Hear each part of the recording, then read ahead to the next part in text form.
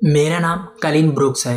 मैं 2021 में नॉर्वे के पास एक बर्फीले जंगल में विंटर सर्वाइवलिस्ट ट्रेनिंग के लिए गया था।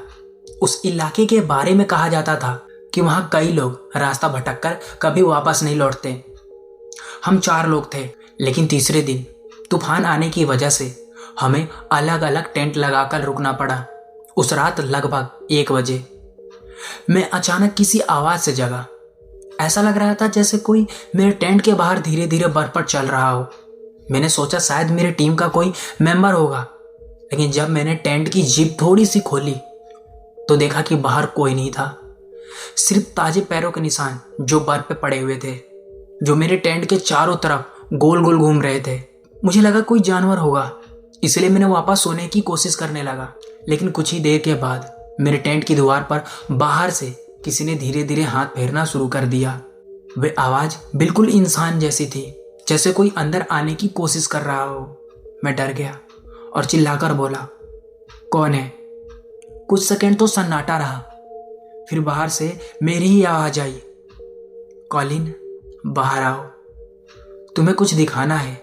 मेरे शरीर में ठंड से ज्यादा डर दौड़ गया, क्योंकि वो आवाज बिल्कुल मेरे जैसी थी।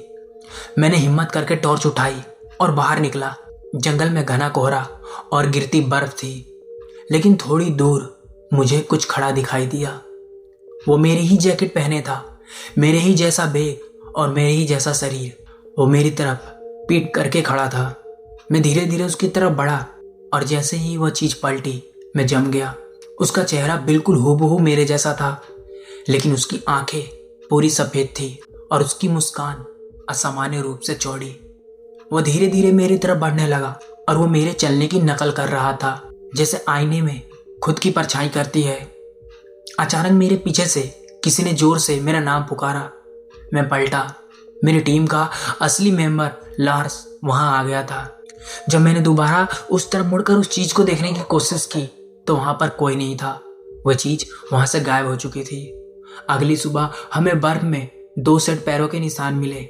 एक मेरे और दूसरे निशान मेरे ही कदमों के ऊपर ऊपर रखे गए थे, जैसे कोई मेरी चाल चलने की नकल कर रहा हो। ट्रेनिंग खत्म होने के बाद मैं वापस घर आ गया, लेकिन सबसे डरावनी बात कुछ महीने बाद हुई। एक रात मैं अपने अपार्टमेंट में अकेला था और मेरे दरवाजे के बाहर बर्फ नहीं थी, फिर भी मुझे वही आवाज सुनाई दी, धीरे धीरे चलते कदमों की आवाज, और दरवाजे के उस पार से मेरी खुद की आवाज, कॉलिंग, मैं अंदर आ सकता हूँ?